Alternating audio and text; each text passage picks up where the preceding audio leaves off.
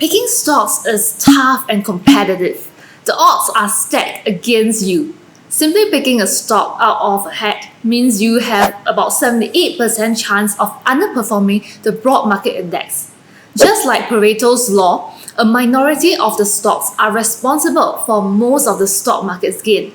The most talented investors in the world play this game, and for a normal retail investor who tries to compete against them, it's like trying to play against the house in a casino. In the stock market, the most successful large investors, such as the hedge fund managers, represent the house. Occasionally, luck can be your friend, but eventually the house wins. One of the most talented investors in the world, Ray Dalio, is fond of comparing the stock market investing to a poker game. And his description brings to mind the old saying that if you sit down at a poker table and you don't know who the loser is, then you are the loser. If you go into the stock market believing that you have no edge over others or cannot develop your own edge, then you will be rightly so. The only way a retail investor will be able to win is to develop an edge over other market participants in his investing strategies. Here are some ways to do it. The first is to look for strong and sound stocks that are beaten down temporarily and are looking around with better than the 50-50 odds for you. Seek asymmetry. Look for opportunities where the probability and magnitude of an increase in price is greater than the chance and size of a decline. This is possible if you are able to recognize that the business is still a fundamentally good one and that technically the stock price is due for a strong rebound. The way to go about executing this is to screen for businesses which are still growing their revenue and earnings and have a relatively unbreachable moat to keep off its competitors. Think of Adobe, for instance. Then, for when the share prices are beaten down, we can apply technical analysis to identify certain price levels where we have better odds, say 60-40 or even 70-30 odds of a price rebound. Just like some of the analysis that we share during our Zoom webinars and in our technical analysis workshop. If you're interested to learn how to do a stock chart analysis, you may join us in our upcoming TA workshop. The link is in the description box below. Once in a blue moon, we may possibly even have a 90-10 setup. Just like during the lows of March 2020, these are once in a lifetime opportunities. Okay, maybe not once, but 3 to 5 times in, say, a 30-year investment horizon. The important thing is that during the middle of the crisis, ask yourself if you believe that eventually things will get better. Will this crisis be over eventually? What can happen if things become better eventually? To take advantage of this asymmetry, we have to learn to look beyond what most investors can't see now, to get to it early before the recovery is priced in by the majority of the investors. By the time most of them recognize that the recovery is in, it is often the time to lock in some partial profits. The idea is to change investing from speculating and gambling to a profession, to be able to consistently reap good overall returns because you have an edge. Tilting the odds in your favor also means that at any given time, we may be overweight and underweight in certain sectors of the economy based on whether we believe it will likely to outperform or underperform going forward. There are 2 parts to this. The first part involves identifying the sector that has been beaten down recently due to temporary headwinds but is poised to rebound.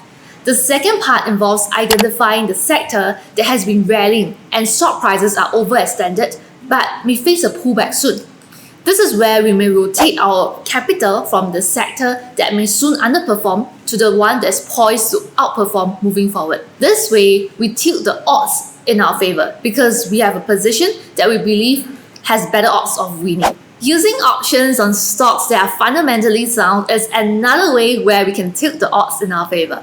Stock prices can only move in 3 directions. Either they go up, they go down, or they move to the sideways. Hence, we can structure our portfolio setup such that if the stock price goes up, we will profit handsomely from the underlying by having the stock in our portfolio. However, if the stock prices stay range bound, we can still profit from selling put options to collect the premium. And if the stock price goes down instead, the option may get assigned and we'll buy more shares of the fundamentally sound stock at a price that we're willing to buy. But do note that We only want to apply this strategy on good stocks. Regardless of which scenario, we have already won as the game starts. That is how you can develop an edge over the majority of the retail investors. And this is just one example of how investors can use options to complement their stock portfolio. If you want to learn more in detail on this strategy, we have also linked up the full option video in the description. Next, you can also learn to tilt the odds in your favor with prudent risk management strategies. This is because we cannot perfectly time the market, and there will be a few occasions of sudden huge drawdowns in the market. John Maynard Keynes, the famous economist, suffered from the market crash in 1929 and was almost wiped out despite having unrivaled access to economic information. Macroeconomics simply don't work in the stock markets, which is driven by irrationality and emotions in the short term. Similarly, there are no indicators that can always reliably predict the next market crash. Technical analysis and fundamental analysis can fail on news of negative earnings or black swan events, and that can send stock prices plummeting in the short term. So the best safety net that we can have is by having proper risk management strategies through position sizing or even option strategies.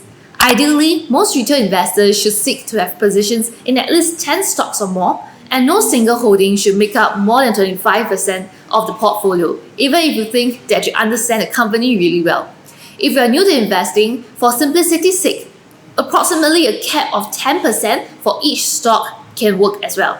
We can't avoid the risk of a market decline altogether, but we can mitigate them or limit the losses. Lastly, to tilt the odds in our favor, we can also understand the house or other market participants' motivations. Know what drives their behavior. What are their incentives? What drives the retail investors or the big boys from doing what they do so that we can be on the right side? You know that the house wins most of the time. Understand why most retail investors lose and how the house makes them lose. One of which is the taking out of stop losses by the market makers, where stock prices are driven lower and bouncing back up quickly in the next few days.